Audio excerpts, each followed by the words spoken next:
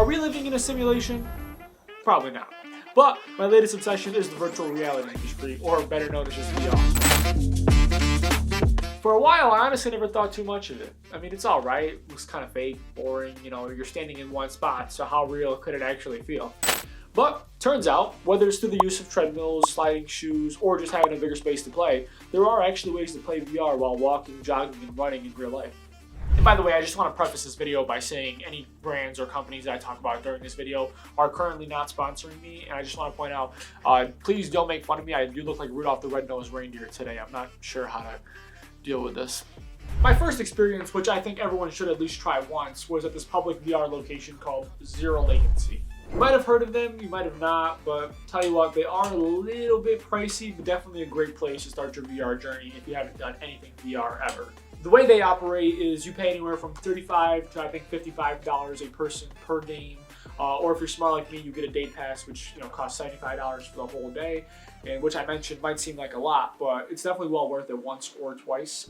So the kind of games they offer are vastly different than the kind of VR you can play at home. Here they throw you into a big arena with up to 8 players in a PvE or PvP style environment. That being player versus environment like zombies, or player versus player, which me and my friends love to do. I mean, we're extremely competitive. So the game that originally got me excited was Soul Raiders. This game is anywhere from 1v1s to teams of 4 versus 4 players in an objective style combat shooter where each team is trying to take each other down whilst trying to capture objectives.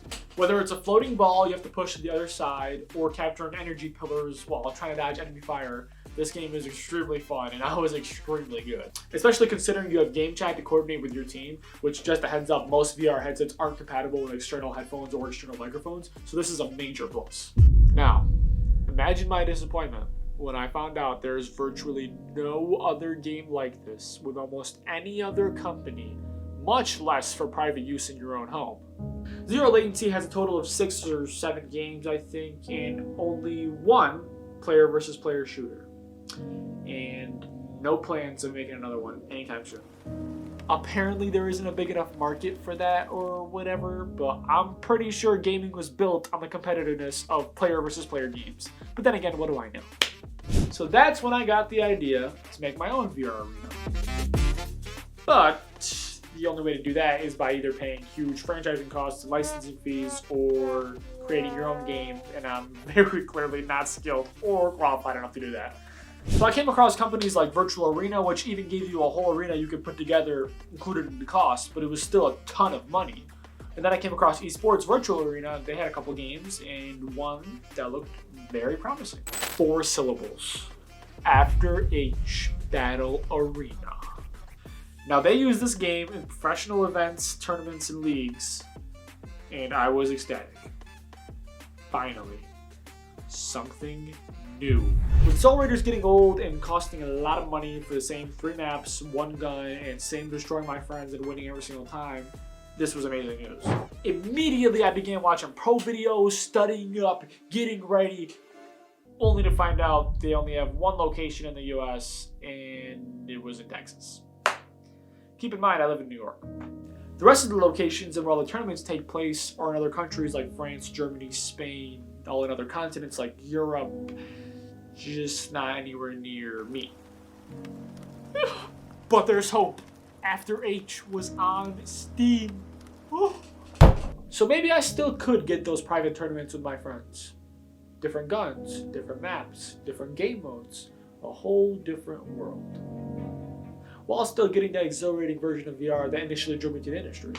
It's that whole idea of moving in a totally impossible, never before seen environment and playing things like airsoft or paintball, where it not only requires skill, but endurance and way more effort than just pushing a bunch of sticks around and hitting buttons. Only for me to find out it was removed off of Steam. Okay guys, I was actually kind of starting to get pissed. I mean, the universe does not want me to succeed. I took a break for a couple months. I really evaluated my options and thought maybe it could still be fun regardless. I mean, I'm sure someone's gonna come up with the VR treadmill soon or something, right? So I did my research on what the best headsets are, why, what's the best buy for personal use, because honestly they are very expensive to begin with, and some of the higher priced ones are astronomically out of my budget.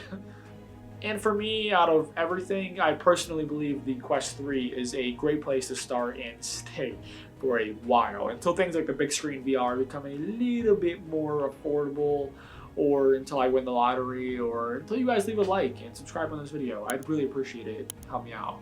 But until then, I'm a little, out of luck. Yeah, overall, even like the Quest 3S is kind of trash at the price point. I mean, you want to get a headset that really gets you into the immersion and keeps you there. Like, I get why it's an option. It's like the budget option. But when you're buying things like this, you have to spend a little bit more than you're willing to really be able to enjoy it. I mean, the Quest 3 is like the budget option, honestly. When you compare it to like the Vision Pro or, the Apple Vision Pro, or the big screen VR, I mean, those are thousands of dollars and this is $500. You know, the 3 is definitely the best buy. So that's it. I want the Quest 3. Now, if my buddies also get it, is After H back on Steam? Nope. Moving on, I came across Spatial Ops. Now, hear me out. Not exactly what I had in mind, but this game is revolutionary. There's finally a movable arena-style PvP shooter that you can play at home with friends and family. This is huge. That's what she said. Now, more developers are going to see this, make games just like it, but better.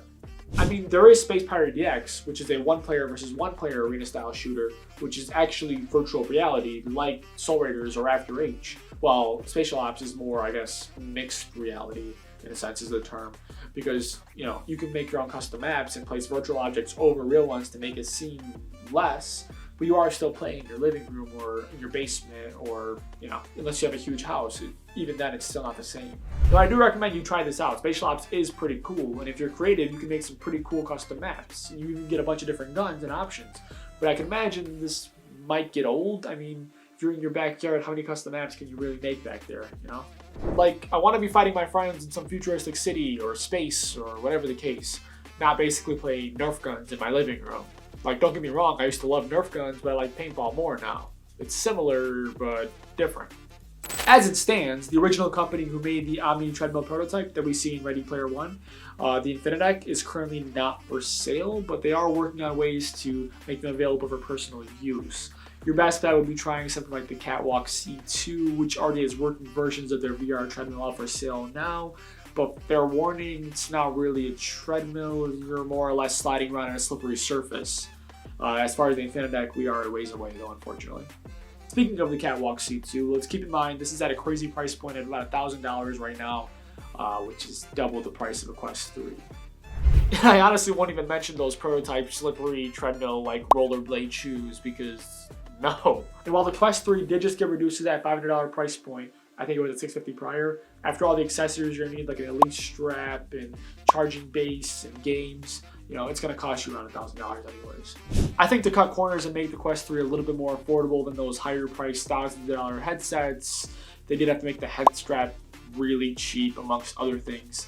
But the resolution still is pretty good and on par. I found that even if you don't go with Meta's crazy overpriced accessories, you can find some pretty cheap viable options over on Amazon and Etsy to save some cash, since I'm pretty sure the headset put a dent in your bank account. I know it did mine. I'll be sure to go over all my go-to accessories in the next video. And now I do hate to end it here, but that's all the news I have for you folks. I do, however, want to pose a question to you. Do you like VR? Are you going to give it a try after this video? Do you prefer sitting, standing, the realism of moving with your character in-game?